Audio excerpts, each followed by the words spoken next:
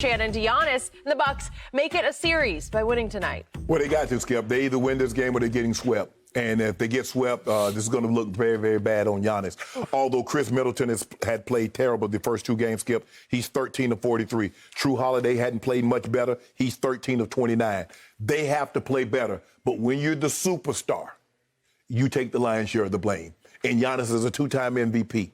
He's the defensive player of the year. He's an all-NBA player. He's going to get the lion's share of the blame. And his legacy is going to take a huge hit. Now, Skip, he can redeem himself because we've seen guys struggle early on. We saw LeBron James go a decade without winning a title before he won it and changed the way people think. We saw Kevin Durant, the same thing, lose early on. There have been very few superstars that come in the league and win right away, Skip. You know, you get Magic Johnson coming straight out of college off an NCAA title, and everybody's like, well, that's how it's supposed to happen. You get Larry Bird winning a title in his, Larry won 3 in his first 7 years, and everybody goes, oh, yeah, that's how it happens. No. You look at Mike.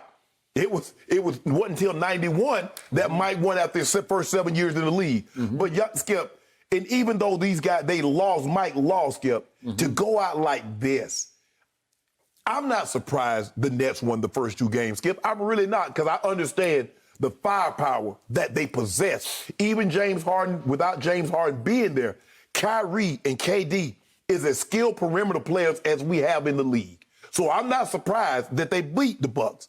But the ease in which they're doing it, I'm shocked. At one point in time, being down by damn near 50, no, you can't do, not the playoff game, Skip.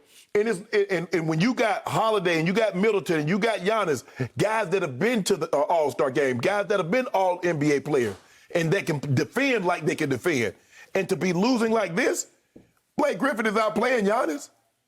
Blake Griffin is out playing it. It's a fact. So you can't have this. This is unacceptable. Giannis, bro, you have to go back to the drawing board. You're gonna have to be able to shoot. You have to be able to shoot the ball better than what you're shooting it. I mean, from the free throw line, from the mid-range, forget the three. Maybe he's never going to be a great three-point shooter, Skip. And that's okay, because there have been a lot of great guys who have great careers without shooting the three. But I don't really know if he's ever going to reach his maximum potential if he can't consistently knock down 15-footers, if he can't consistently knock down foul shots. Skip, he got to be at least 70% to a 10. So who wins tonight? You know what, Skip? I'm gonna ride with the Bucks one more time. I'm gonna ride with them one more time. It's hard for me to believe that a team that have the offensive players that they have is gonna go down 0-3, and especially without a fight. So I'm gonna take them in a close ball game. I've been driving the Nets bandwagon all year, and I'm going to just continue to drive it right on to Milwaukee and right over the top of Giannis and company in Game 3 and Game 4. And I think this is going to be over quickly because I think they're going to get swept. Wow. So what do I see with Giannis's Bucks? You know, I have respect for his ability. Obviously, during the regular season, he is the PER prince of the league, and he is a back-to-back MVP winner. And I take none of that away. But when it comes playoff time, what do I see happen? I don't see a team or a superstar with what I would call playoff backbone. Because look at what the recurring pattern here has been. Look, go back to the first year Giannis and company make the playoffs, 2015. They lose in the first round of the Bulls. Average margin of defeat was 21 points. So when they lost, they got crushed. And then it's the Raptors the next year. They lose in 6. Average margin of defeat was 11. So it wasn't too bad, but still 11. You're getting double-digit beaten when you get beat. Right. Celtics in 7 in 2018. Average margin of defeat was 10.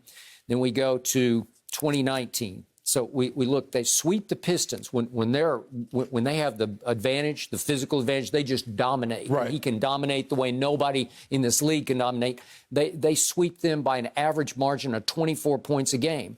Then they beat the Celtics in 5 in the next round. This is 2019. Average margin of win is 16. But then they run into Toronto, and they lose 4. They win the first 2, and then they lose 4 in a row by an average margin of defeat of 9. So when they crumble, they just fall all apart, right? And then last year in the bubble, what did they do? Well, they beat the Magic in the first round. Average margin of victory was 15, so they're just crushing them. And then they run into Miami. And Miami beats them in 5, but in the 4 losses, they lose by an average of 9 points. And then we see it again this year. First round. What did they do? Well, they swept the Heat this year by an average margin of victory of 21 a game. Swept them. Right. And now they've lost back-to-back games at Brooklyn by an average of 24 points. So if they have the edge, they can front run on you and just dominate you and crush you. Right. But if they start off wrong, they don't have like a reservoir of toughness where they reach down and say, no, not tonight. We're going to fight back. They don't fight back. Skip, if you look at what they did against the Heat, they shot the three really well. Yeah. But Skip, the advantage that they have, if you think about it, the Nets are a small team. They don't play a true big. Well, I mean, DeAndre Jordan is DNP City. Yeah. He just doesn't play anymore. And Claxton comes in. He's okay. I think he's okay. I don't know. You can't. Blake, look. Nicholas Claxton. You can't let Blake. He is 6'11". Giannis, you cannot let Blake Griffin take you one-on-one. I agree. Yeah. You can't.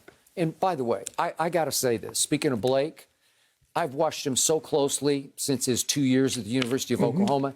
I have never seen a player transform himself through his career the way Blake has. Never have I seen it. It reminds me of what George Foreman did in boxing. Because remember, early on, he's this glowering, menacing bully, right? This intimidator who just terrifies people and doesn't even speak to the media. Right.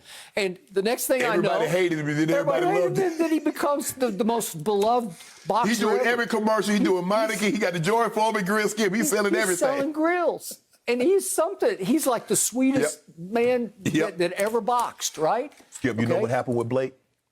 Expectations change. Well, you see, when you get a max contract with the Clippers, you're the savior. You get a max contract with Detroit, you're the savior. Now you're the fourth option. You're the third or fourth option. You let Kyrie, you let Harden, you let KD do what they do. And all I got to do, Skip, grab me a couple of rebounds. They throw it to me. I'm rolling to the basket. I flush it home. Okay. Now the think roles about are this. different. Think about what he was at the University of Oklahoma. What was the book on him?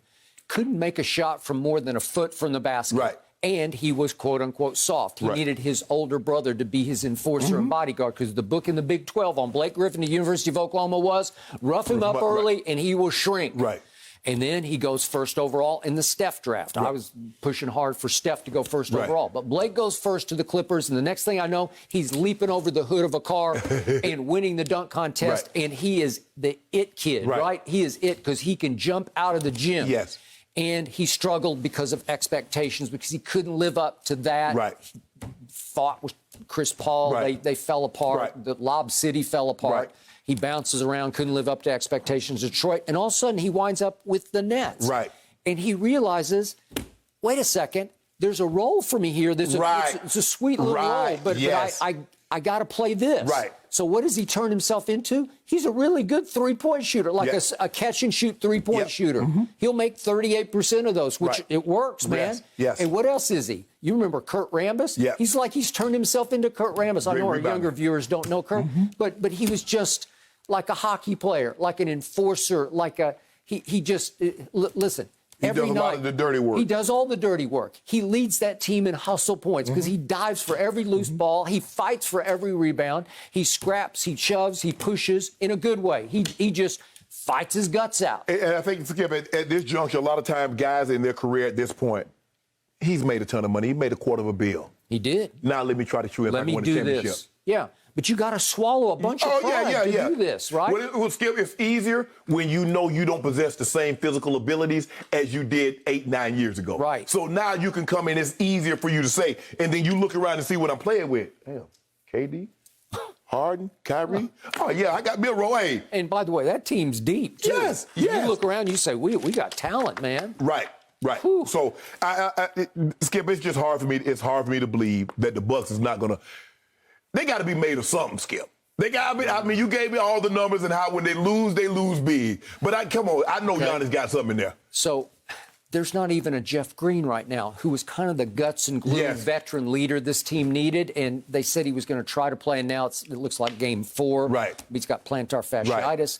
So there's obviously no Harden and no Jeff Green. And sort of Blake has taken over the Jeff Green role for them. But the point is, I believe that KD and Kyrie are driven to get even with Giannis for what he did to James. Because he took on James. Remember when he's selecting the all-star lineups? Got the quote right here. He said, I want somebody who's going to pass the ball. So he takes Kemba takes Kemba over James Harden. Well, what you call Charles goaded him. He did. Because you asked him, told me he wasn't going to select the dribbler. You don't want the dribbler. is what You're you right, exactly. All right. And then after that All-Star game, Giannis says, we went with whoever James Harden was guarding. So he even took a shot at him on defense as well. Right. And then James fired back at him and said, when all's said and done, I just wish I could run and be 7 feet tall and just dunk. That takes no skill at all. And he's indicating that, well, does Giannis really understand how to play basketball? Well, that's up for debate right now. Hey, you know what, Giannis? We need to see that Defensive Player of the Year. We need to put that thing on display. Because Kevin Durant kicking your ass right now. He is. I mean, I'm not saying, look, you're not going to stop him, but can you at least make it tough on him? Can you at least pinch him so that he feels something as he's blowing by you? You got to do something, bro. You're a Defensive Player of the Year. Kevin Durant making you look like an average guy. And it shouldn't be like that. Skip, I thought, we can't stop these other great players, but we can make it difficult on him. He ain't even making it difficult on KD. No, he did not. So the point is, what two players really enjoy shutting down an away crowd more than KD and Kyrie? It's these two. They love this because their skill is, obviously just on pure skill. There's no duo more. Somehow skill. Kevin Durant has adopted the villain role. Ever since ever since he went to Golden State, he said, "Okay, this way y'all view me. Okay, fine." And now so is Kyrie. Kyrie, yep. Yeah. Kyrie said, "Oh, y'all don't. Okay, fine, So whatever." they will love being the villains tonight if they can just turn down the crowd, right? Turn down the noise by just making shots. If I'm honest, I go borrow, Harley Davidson's right there, man. Well, hey, go borrow one of those and pull up at the game on a Harley. Let them know that you for real. We'll pull up inside on it, right? Yeah. Hey, drive it up the tunnel. Hey, you know what? Yeah, you matter of fact, introduction. I'm going to ride the Harley to center court. You would do that. Yeah. KD, that's how comfortable I feel tonight to let you know what's about to happen. You're the guy who once skydived into Mile High. What was the occasion? I don't even know what the occasion I was going into the Ring of Honor. Oh, Ring of Honor. Yeah. Oh, that's Okay. that's an entrance. Yeah. I mean, what if I could have done that for a game, though, Skip?